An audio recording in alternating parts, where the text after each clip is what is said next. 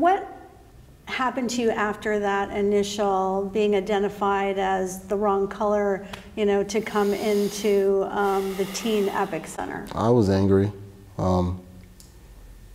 I was really angry. I couldn't believe that, you know, but I also wasn't surprised. I guess, you know, no matter what I think, there's always going to be certain privileges for people of a certain shade. There's always going to be someone that needs to be blamed, someone needs to be the target of someone that is a certain shade. You think that's always going to be the way? You don't have any hope for the future? I'm probably thinking about maybe in 100 years, 50 years. I have biracial children. I believe that one day they're all going to look like my children, or it's just that there's going to be too many biracial kids that it's just like it's just going to wave out. I mean, racially speaking, you can't erase the hate of the past. All you can do is move forward. You know, teach our youth better things from yesterday that we didn't learn, you know. Hey, I mean, I want a positive future for our kids. You know, when I'm maybe 60 years old, I hope to see a world way better off than the one that we have now. How old are you now, Miles? I'm 30.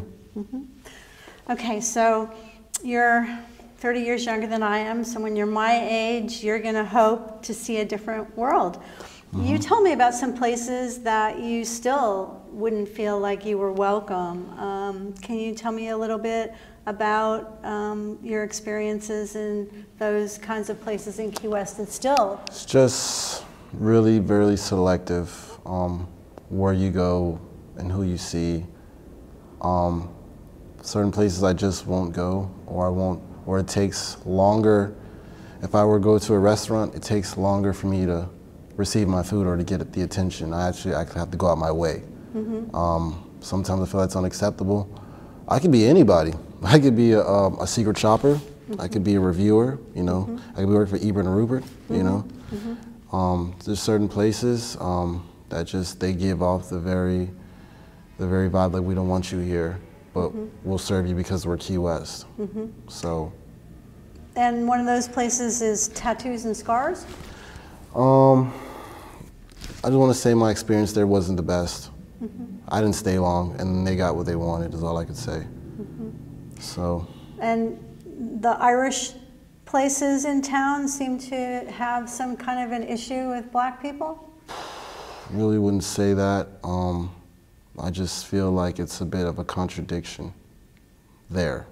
You know, they question, you know, certain people, like at nightclubs, certain people at certain places that are Irish, like they'll let you walk in to these places where you have to be ID'd, you know, and you might be the only black person in there.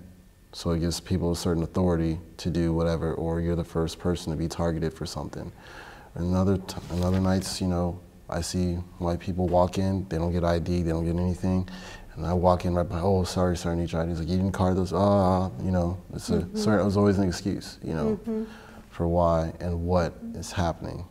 So let me tell you another experience. I was in high school. I was in high school at the time.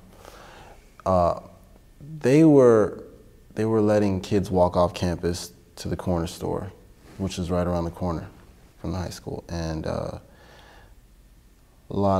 saw like, I was waiting. I saw like 5 white people walk off of campus. 5 kids, I should say, because I was a kid myself. And they walked right past the police officer. And I started to walk too, because my bus got there a little late. And I don't necessarily always eat the breakfast at the school, so I went to the corner store as well. So the police officer stopped me and was like, hey, where are you going? I was like, to the corner store. He's like, oh, you can't go to the corner store. You know, any students are forbidden leaving campus once you arrive. I was like, I just seen 5 kids past you. You know, I was like, 5 kids of a different color. Correct, but I didn't say that. I just said, I just seen 5 kids pass you. And he goes on to say, oh, I didn't see them. I was like, but you see me. I was like, how funny is that? So he's like, listen, turn around and go back to school. So I proceeded to say, you know, this is BS. So he pursued to follow me. He's like, what? What did you say to me? I said, this is BS, man. You literally let 5 kids, and there's still kids walking off the campus as we speak, and you're talking to me, only me. You're not stopping these other kids. None of these other kids are giving me a problem. I was like, and that's why I said this is BS. He's like, you can't talk to me that way. Come here, put your hands behind your back. It's like freedom of speech. Wow. Last time I checked. And he did. He grabbed me, he arrested me, and then he proceeded to take me to the office. And they kept saying, stop resisting, stop resisting, stop resisting. And they had me in front of the high school at this point in time. So now I look like I'm about to be an example, which I was an example. So they threatened to suspend me. They threatened to take me to jail. And I was like, for what?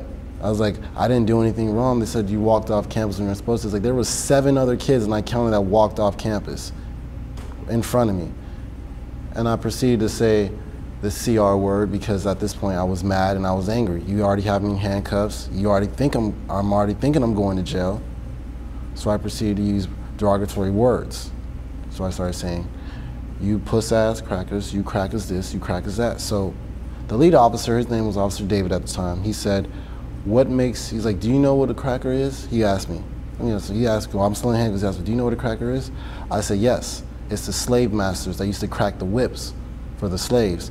I was like, but the same way y'all ancestors used to crack the whips on us, it's like the same way you crack these handcuffs on me, unjustly. I was like, all I was going to was the store to get something to eat. I don't always eat everything at like school.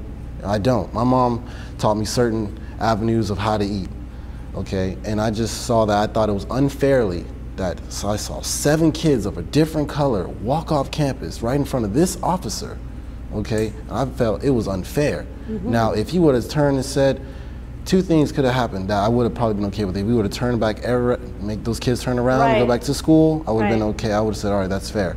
If he would have allowed me, hey man, you can go this time, but tomorrow you can't go. I still would have thought that was fair, and I would have thanked him for it, but he did not. He threw me in handcuffs because I said this is BS, which it was. Yes. And he says, you can't talk to an officer that way on campus. It's like he arrested me for just talking back to an officer. Talking back to an officer and expressing my right to talk. So how did you get out of it? Did you end up going to jail, or did your parents let me go. My mom came. I'll bet. My mom came. I'll bet she did. She did. She did. My mom came, and it just changed things, you know. And I think that situation helped lighten. You know, it brought some light to the situation that, you know, I'm not a bad kid, but there was an unfair system at play. Yeah. You know, and he said, the officer offered, you know, anytime if you want something, if I'm in the area, man, you can ask, I'll go buy you a sandwich. Like, see, that's the thing, I have my own money. I don't need someone to provide for me. Right. I work. Right. You know, I do business with my mom. You know, I am self-sufficient. I just wanted my meal the way I know how, the way I've always been able to. Right.